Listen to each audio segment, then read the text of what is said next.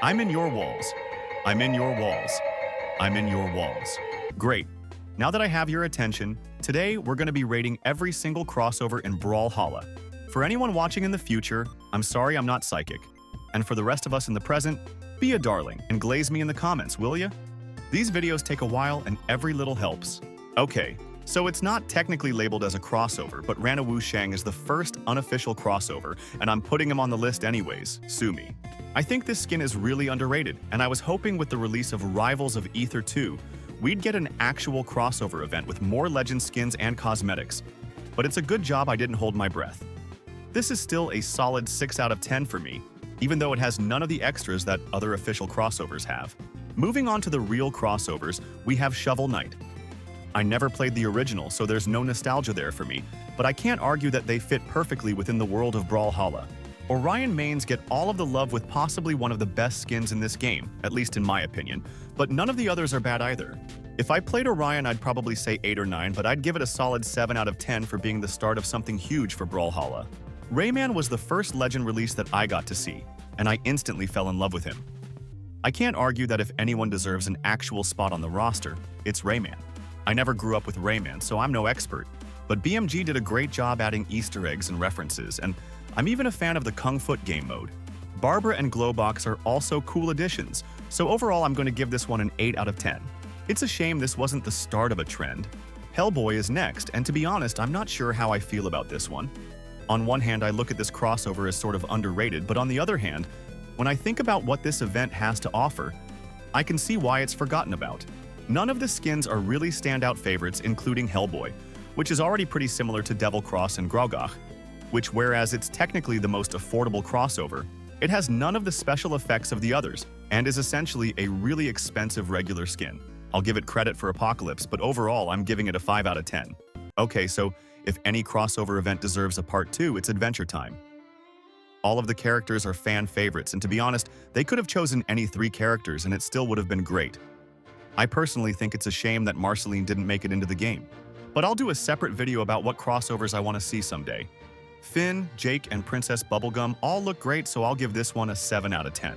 I'm going to group all of the crossover events that have 2 parts together, so up next is the double WWE crossover event. This event came with the Brawl Down game mode, which was alright but nothing crazy, and I suppose if you're a fan of wrestling, this even would be a big one for you, with fan favorites such as John Cena, Macho Man, and Dwayne "The Rock" Johnson. It's kind of a miracle that the devs even managed to make these fit into BRAWLHALLA, but I gotta admit they did a pretty good job. For me personally, the only drip worth collecting is the iconic ladder. But overall, the WWE crossovers get a 5 out of 10 for me. The next crossover is Steven Universe, and I'm not trying to be rude, but who even asked for this? The only skin I ever see being used from this event is Amethyst, which I'll admit is pretty cool, and I'm a fan of Crystal Temple and even use the menu music sometimes. I can't give this one higher than a 4 out of 10 though. Lara Croft is another crossover that I doubt anybody ever asked for. It had a new free-for-all map and game mode and 2 Diana skins. That's it. I don't play Diana much, and if I did, there's plenty of better skins to choose from. Nothing personal to anyone that bought this one, but it's another 4 out of 10 from me. Ben 10 up next, and of course I'm a little bit biased about this one because I loved Ben 10 growing up. This crossover added a decent map for 1v1s, which you can never have too many of, and what I think is the best side game mode ever created, Morph. 4 Arms and Diamond Head look cool, but my heart goes to my glorious king, Heat Blast. I'd use those blasters on every legend that I could, but I didn't buy this crossover for reasons I'll get into later on in the video. I have to give Morph the respect it deserves and give this one an overall 9 out of 10. Okay, so be honest with me for a sec.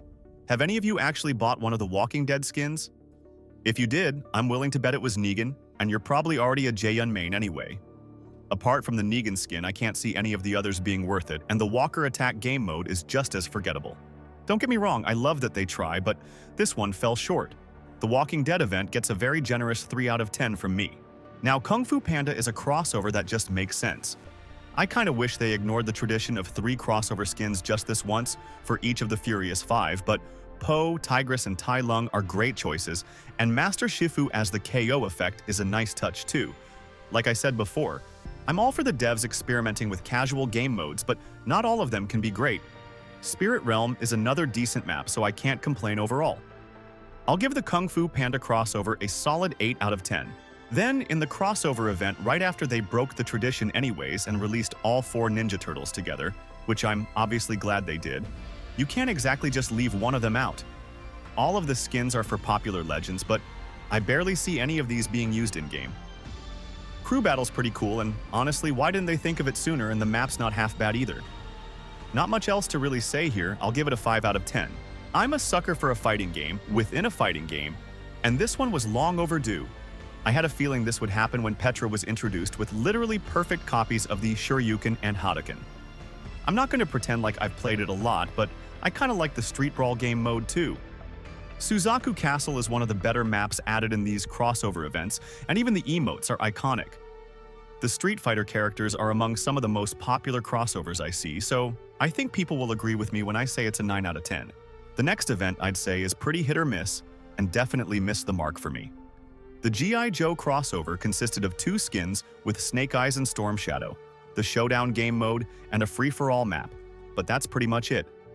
Another one nobody asked for, and a 3 out of 10 from me. Next is the Assassin's Creed event, and the best part about this was Ezio being his own unique legend. The Eivor skins are alright, but why not some of the more iconic assassins instead? Florence Terrace is one of my banned maps, and I truly despise this map with all my being. The game mode went completely under my radar, and I've never played it, so overall I'll give it a 5 out of 10. I'm not sure if I should even bother adding this next one since it's not even in the game anymore. But Castlevania was a pleasant surprise I never expected at the time. Alucard looks amazing, and I would have been tempted to buy it if the skin was on Volkov instead. I don't know, I just feel like it's a missed opportunity. Dracula's Castle was a fresh take on Fangwild, but they took that away too. So sadly, this event will probably just get forgotten with time. I'm giving it a 5 out of 10 because I'm still pretty salty they took the map away. The Avatar crossover event is another one I think deserves a part 2, but I can't complain with who we got.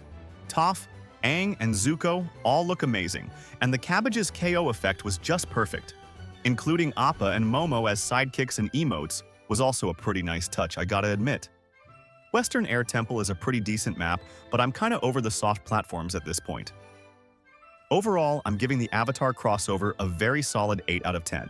Listen, Halo is cool and all, but I don't think Brawlhalla's fanbase really cares about it like that, but it is what it is. Master Chief and the Arbiter are hit or miss, and so is everything else in this event. The Halo map is horrendous. I'm sick of chasing people around in this map, and I don't think I've ever played Odd Brawl, so I can't say I'd miss this crossover if it was gone. Halo gets a 3 out of 10 from me. Tekken is another obvious crossover I expected a lot sooner, but I'm glad we finally got it, and who knows, maybe we'll get a part 2 someday. Out of all the skins, Devil Jin is the only one that's worthy of a crossover, but where it really falls short to me is the map, because I swear every time I play this map my opponent is red or black. There must be something in the code, or I'm just really unlucky. Tekken Brawl is another fun side mode I like to play with friends, but I really think Heihachi and King deserved their own skins alongside Devil Jin. I'll give the Tekken crossover a balanced 7 out of 10. I have to give the SpongeBob event the respect it deserves. SpongeBob, Patrick, and Sandy all look amazing, and of course, I would have liked to see Squidward and others too, but I'm happy with what we got. Everything about this event is a fan favorite, including the emojis and emotes, and I'm kind of a fan of the map too. I'm not sure if anyone remembers the insta-kill glitches this map had on release, but those were good times. This crossover is almost perfect, but SpongeBob costing 400 mammoth coins is a slap in the face, so it gets a 9 out of 10 instead. Next is the 2 Star Wars events, and I can't lie to you, this is the point where I finally snapped. I had been thinking this for a while, but I started hearing other creators talk about it, and now I'm sick of playing versus the lightsabers and one-handed blasters. I just feel like I'm being punished for getting used to the original sound, and all of my time learning the game was for nothing. If you are a high-level Asuri, and you're not playing Ahsoka, you're simply at a disadvantage, and for that reason this crossover gets a fat 0 out of 10.